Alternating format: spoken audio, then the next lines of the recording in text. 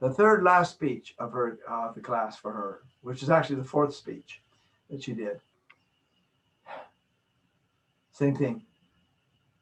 Same thing. Same exact thing.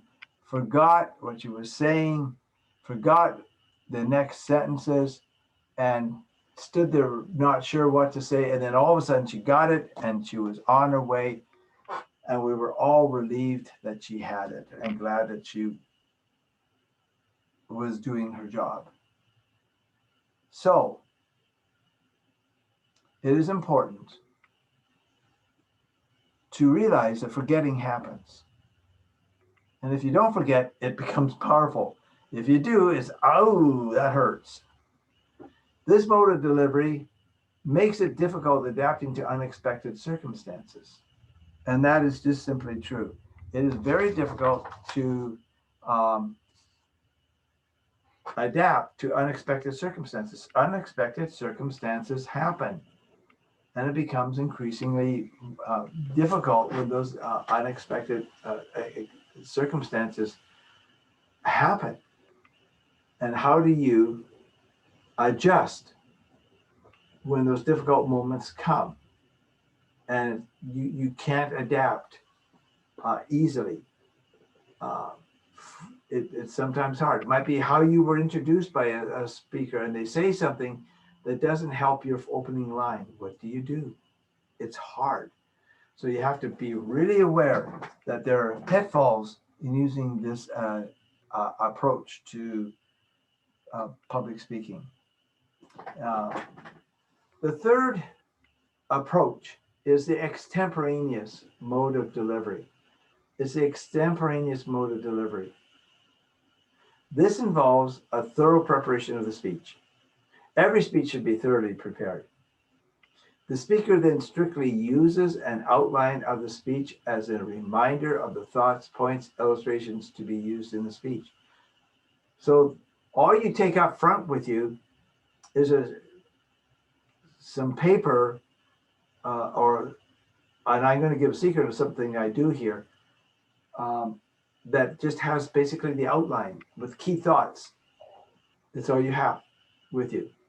This is my favorite mode of delivery. It's my favorite mode of delivery because it fits with the way my brain works. Memorize the manuscript mode of delivery.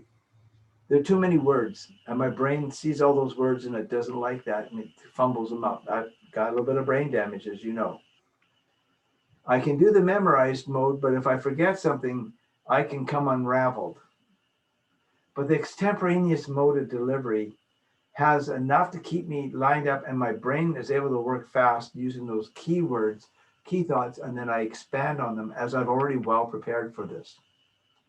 So what I do, and this is what I do in my speaking, is I have a little thin 3-ring binder. I probably have one, in fact, it's sitting right over there. But there's actually 2 of them. And I have a few pages, 3-hole punched. And what I've done is usually I use large form wording so I can see it easily. Like you're seeing on the PowerPoint here, those are pretty good sized letters. And I use good sized letters, and I use several pages. I use 1 whole page or 2 pages just for the outline. I use another page just for the main point, the first main point. Here's the 3 things I want shared, 1, 2, 3 under that main point, or say 2 things, whatever. And here's an illustration. And I have keywords, and then I just know how to speak about it. For instance, I used, and just an illustration comes to my mind about a doctor who walked into a room of a hospital to see a little child who's had cancer and was going to die one day. There was no hope. And the grandmother of the young child, was lying in the bed with the child, holding the child. And the grandmother was groaning as if somehow she could feel the pain of her granddaughter, and was just lying there groaning. And the doctor walked in, He didn't say anything. He watched for a second and he quietly walked out. He said, I was on holy ground. In that moment, I realized that this um, uh, grandmother was very much feeling the pain for the child, trying to take the pain from the child, putting it into her own being. And the little child was just lying there quietly at that time. A pretty powerful image. So what did I do in my outline? I just wrote grandmother with child with cancer. I hardly needed anything else because I knew the story. I'd already practiced it. I knew what to say. I knew what to do. The extemporaneous model can be very, very powerful. There are advantages to it.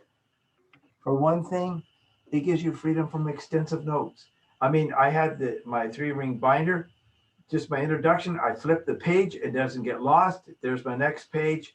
I have it color coded with things that helps me, and I follow it. And then I'm able to speak freely as I walk around because I know what's coming up next.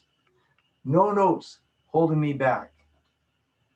It gives me opportunity to have greater eye contact. Why?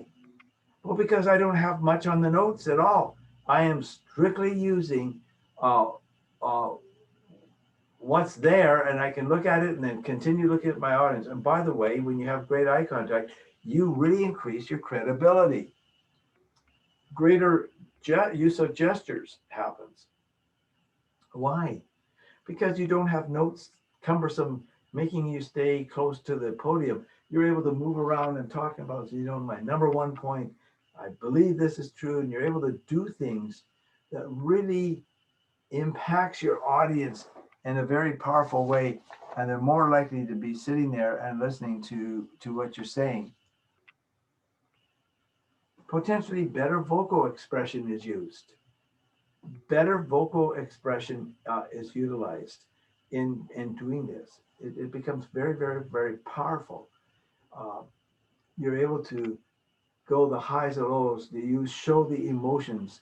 Vocal variety is increased many-fold, and it brings your audience into it. And so as you're speaking to your audience, they realize that you are very much into the speech. So freedom from extensive notes, greater eye contact, greater usage of gestures, better vocal expression is utilized as you're giving the speech.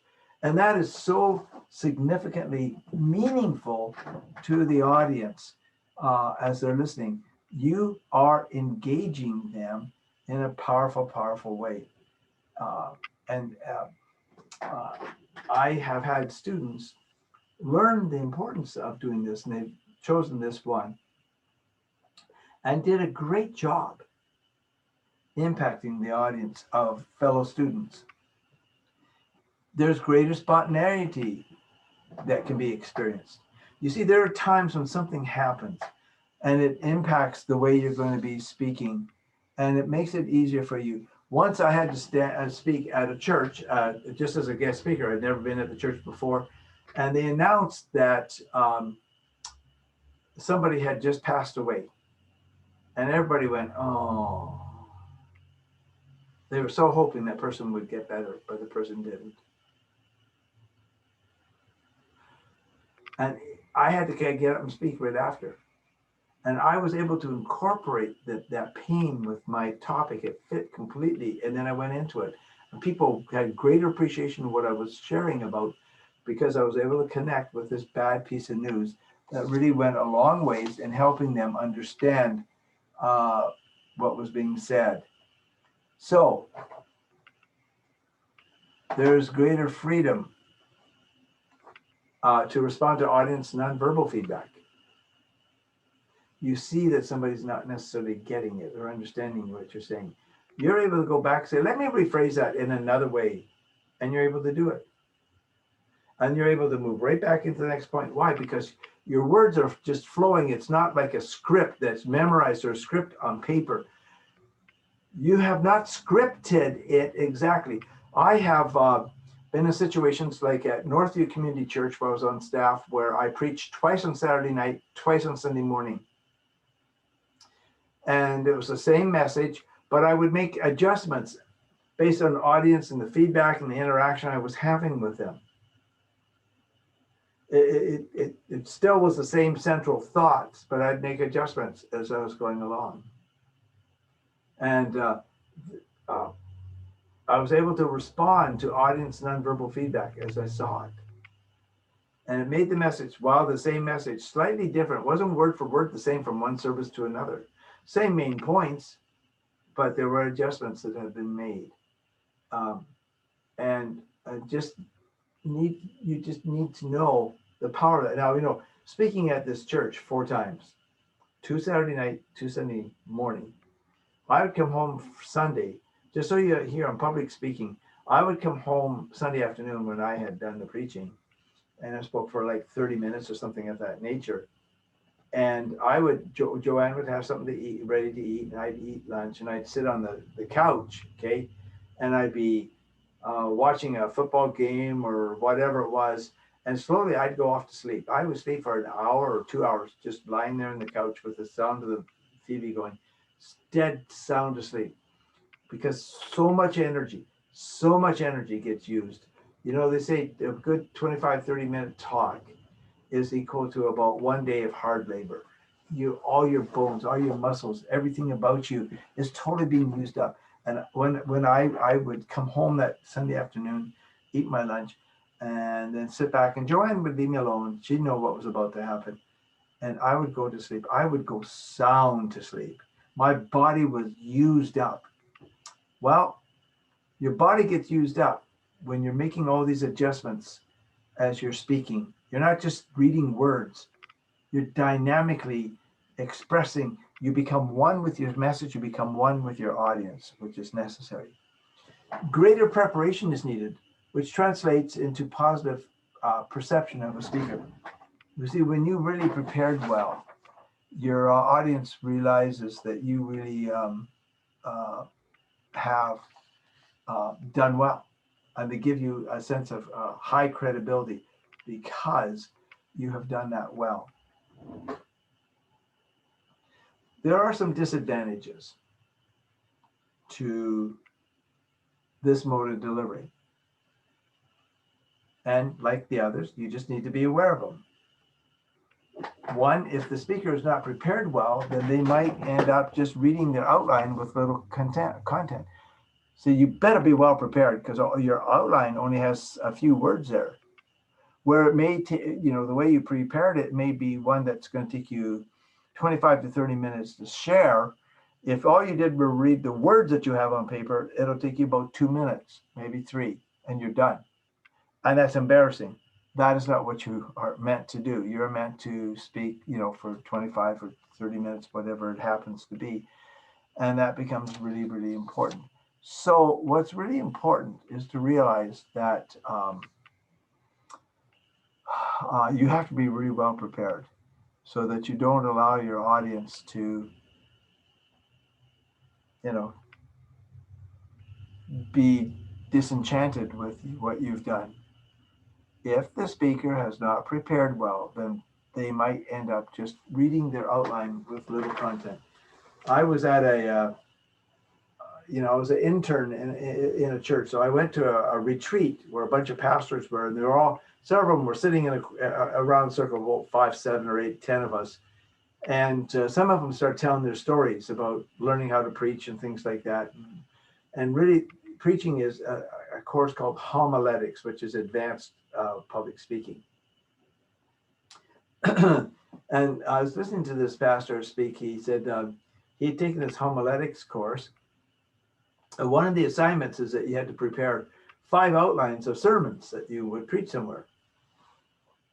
Not written out in longhand, just the outlines. And so he had done that, and he'd gone to his home church, and he got asked if he would preach. He said, sure.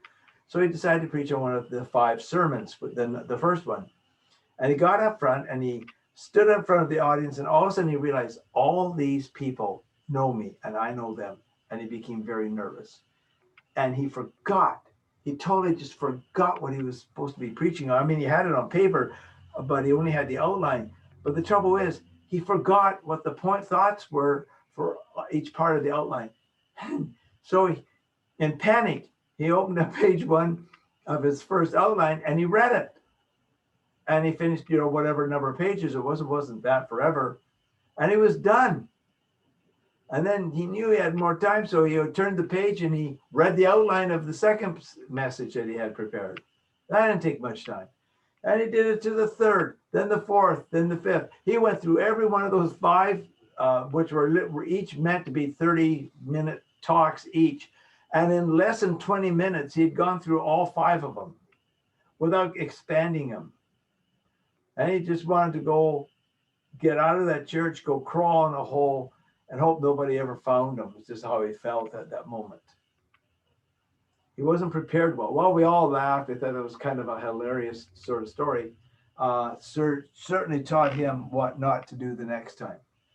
Well, another disadvantage of this is that you might forget some of the content. Yeah, you have the outline, but you might forget some of the stuff under the outline that you don't have written out. That happens. That's possible. And all I can say is, that means preparation is really critical. And the fact is that people don't know what you forgot because you're not showing them. So you just forget that and accept the next time you will do it better. Well, there are three approaches that you can use, okay? Three approaches that you can use. The memorized mode of delivery is one. The manuscript mode of delivery is one. The second one is the memorized mode of delivery. And the third one is the extemporaneous mode of delivery. All three can be effective. You have a right to use any one of those three if you so want to, okay? And the best to you as you prepare your speech. So now I've talked about the three. Those are one of the threes that you're allowed to use. Now I want to talk about one last one, and that is the impromptu mode of delivery. The impromptu mode of delivery is a very different purpose behind it. Impromptu mode of delivery involves unplanned moments when the speaker is asked to speak on a thought or topic that they likely know something about. Okay. One time, the president of the university, of the college that I attended, and it's a Christian university or college, and he was sitting in a church, and the pastor introduced him, and he didn't know he was supposed to be speaking. He's sitting there and he says, "It's so good to have Dr. Anderson, the president of our college, with us today. And as we have asked him to speak today, we're just going to ask him to come on up and share." He did not know he was supposed to be speaking. Think about that. And so he gets up. He's got an old sermon, but it's impromptu in the sense that he hadn't planned it. He hadn't organized himself. He got up and he spoke for about 20, 25 minutes and sat down. And then he shared it with us as students, how that had happened to him. And oh my goodness, I wouldn't want too many that to happen. I actually had something similar to that. I was invited to a church, but not to preach, but to give a teacher training session. And I went there and I had one session ready to go because that's all I was told I had to do. And when the pastor of the church was introducing me, he said, I know we asked him to do one, but we know he's resourceful. So actually, we've got time. We're going to actually ask him to do 2 teacher training sessions. Okay. So as I am talking about the first one, my mind is thinking about what I'm going to say in the second one. That was, to say the least, kind of an interesting moment. And it was a form of impromptu. Yes, I had material there, but I didn't have time to think it through or anything, but I just got up and started using it. And they all thought it was great. And I'm thinking, yeah, great, but I wish I'd had more time to properly prepare. So impromptu can happen.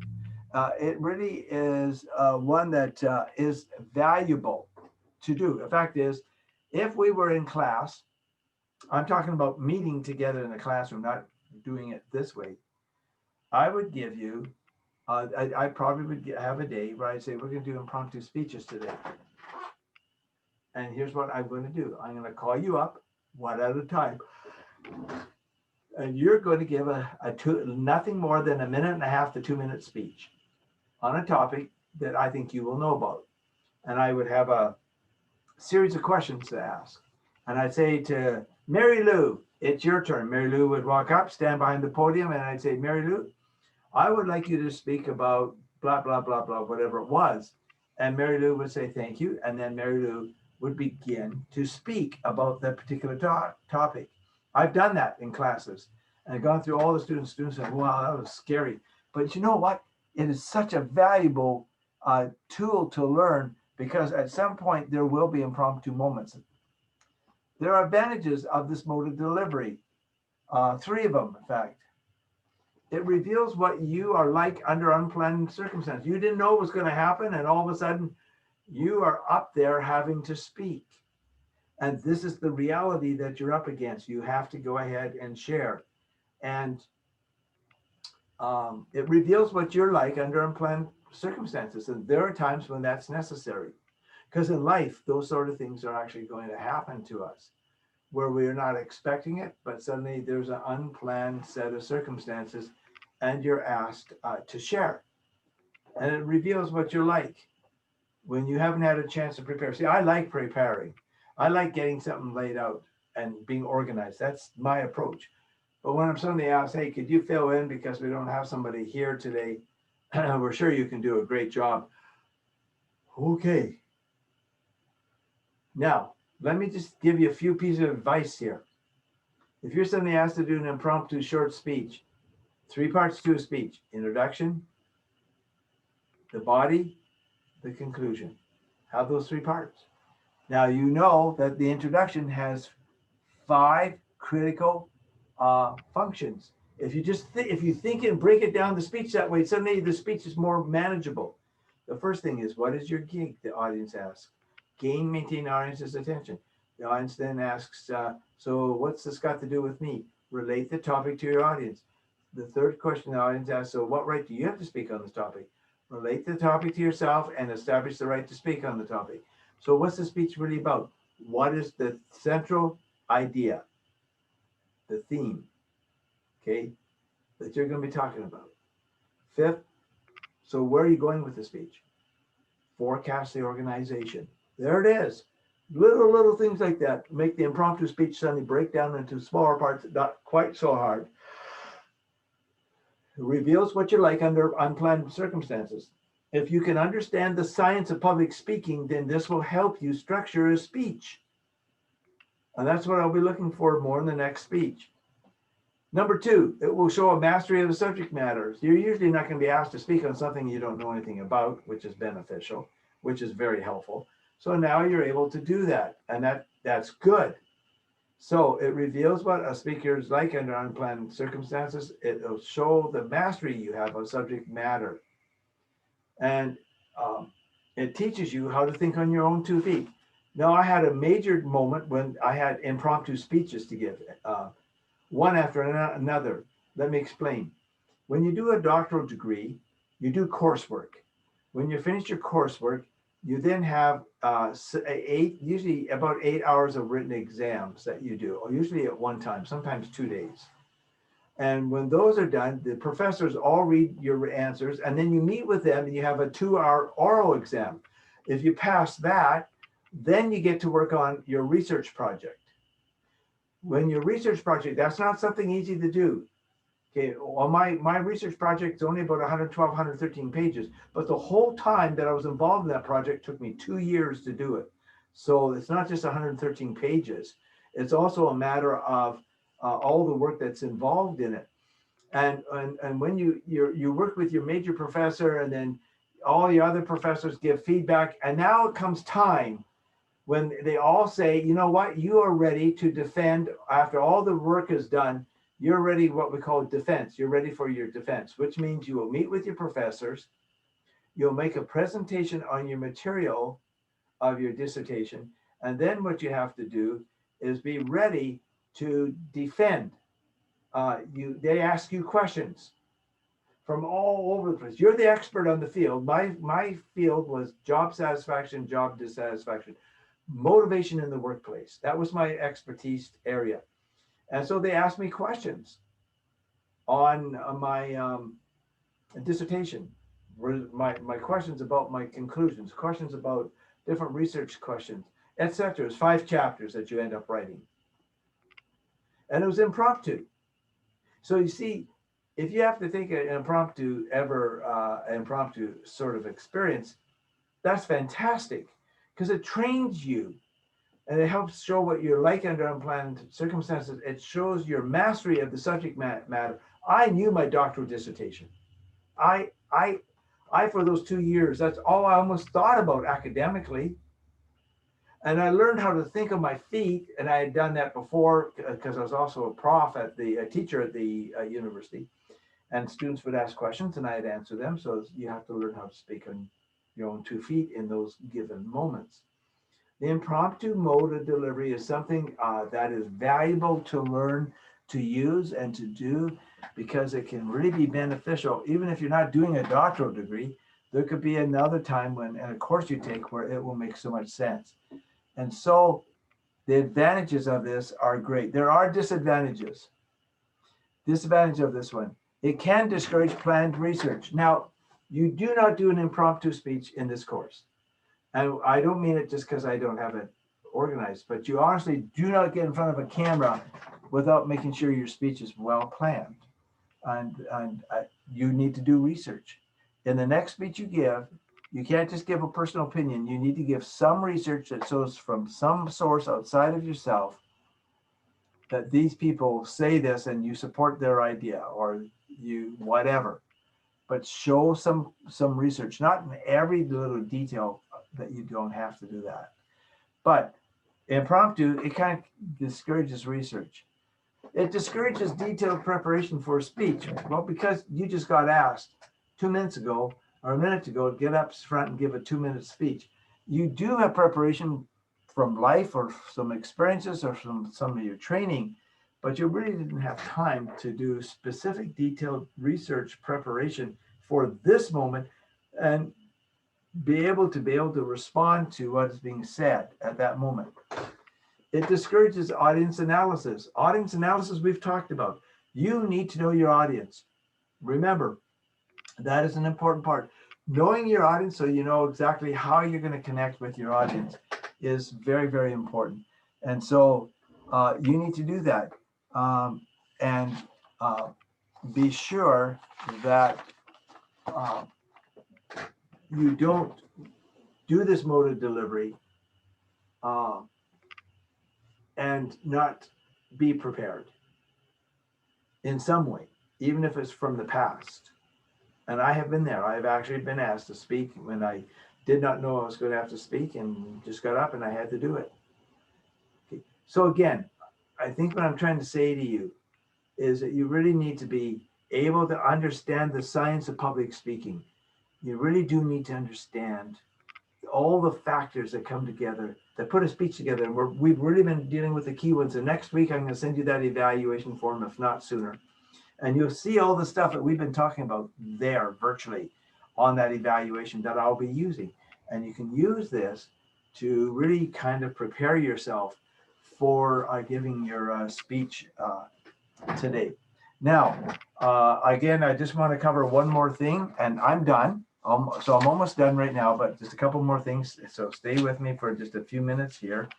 I wanted to mention to you again that on November 7, your next speech is due. We don't meet as a class. And then on November 28, your other speech is due. So those two are due. By the way, you do not write an evaluation of yourself. Remember on the first speech, you did that little 2-page paper. You don't do any more of those, okay? Just for the first speech, not the second nor the third. So on the 7th, your speech is due. On the 14th, we have a reading break. We don't meet. On the 25th, there'll be 21st, there'll be more speech stuff we're going to do. It's going to be basically, I'm going to be helping you prepare for your final exam by showing you what you'll be getting up against. On the 28th, it's your last speech. We don't meet during that time. On the 5th of December, it's the final exam. And what I will be doing on that is sending you a speech that you have to watch. It's on YouTube. And I'll give you, and I have different speeches to use from former students of this course. I'll be sending it to you with the link. All you have to do is you get it, you let me know you got it, link in, and make sure it works. Write me back and say, got it, it works. And then you have to watch it. You can use that evaluation form I'm sending. I make a couple hard copies of it so you can fill out stuff, and then you write an essay of 1,000 to 1,200 words critiquing the speech itself. We did some things wrong purposely in some of these speeches, and some we didn't. And you have to really pay attention.